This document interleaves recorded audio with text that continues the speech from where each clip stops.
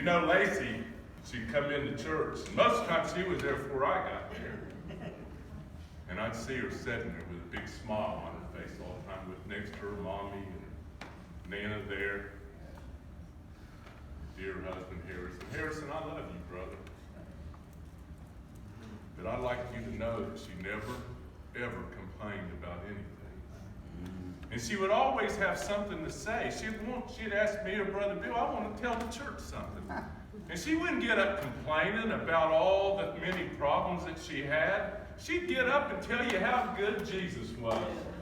And that's our duty. You know, Jesus said, I am the light of the world. But he said, it's needful that I go away. But if I go away, you're to be the light of the world. And Lacy was a light. Amen? Amen. Everybody here that knows her, that's seen that she was a light, say amen. Amen. This should be a happy time for us because Lacy is no longer suffering. Yeah. She's in peace. And one day, we're all going to be there with her again if we've been born again. You must be born again to go to heaven. And you know, it was on my mind always. I thought, you know, I need to get up and start reading a Bible verse before church starts. And here comes Lacy. Even before I even know nothing about it. I mean, I thought about it, but she never heard me say nothing about it. She'd come up and she said, I'd like to start reading the Bible verse. I said, well, you stole my job away from me. That's what I was saying about doing. And she always had a verse she would get up and read it. Don't cry for Lacy. Be happy for Lacy. Because she's in a better place. Amen.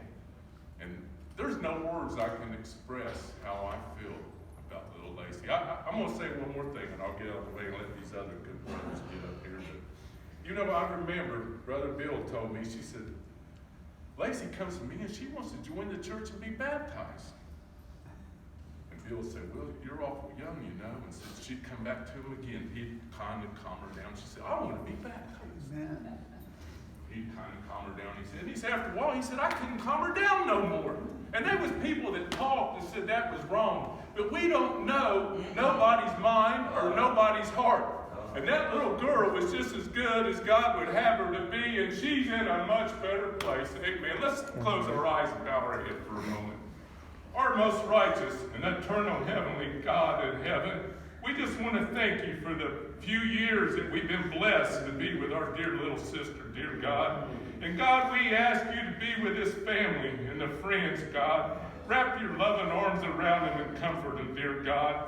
And God, I don't have any idea what it would be like to lose a little child. I've got 2 little girls, and I just ask a special prayer for Sister Bev, dear God. Just hold her up and just let her be strong, knowing that one day we're all going to be together in that glorious city called heaven, where there'll be no need for the sun, there'll be no need for the moon, because the Lamb of God is going to be there and be the light of that city, where we can all praise his holy, sweet name, and we'll all be together. There'll be no more cancer.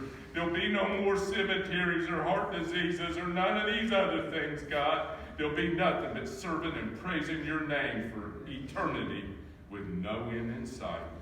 In Jesus Christ's most holy name, I ask you to be with these brothers as they get up and preach, and be with her little brother there, dear God, as he reads the obituary, give him the words to say, dear God, and just be with her mamaw and papaw, dear God, and all her aunts and uncles and all the ones that love her. And she's going to be dearly missed at our little meeting house that we go to on Sundays, dear God. But there's a greater meeting house to go to one day. And she's sitting there waiting for us one day. In Jesus Christ's most holy, sweet, and merciful and graceful name, I pray, and amen.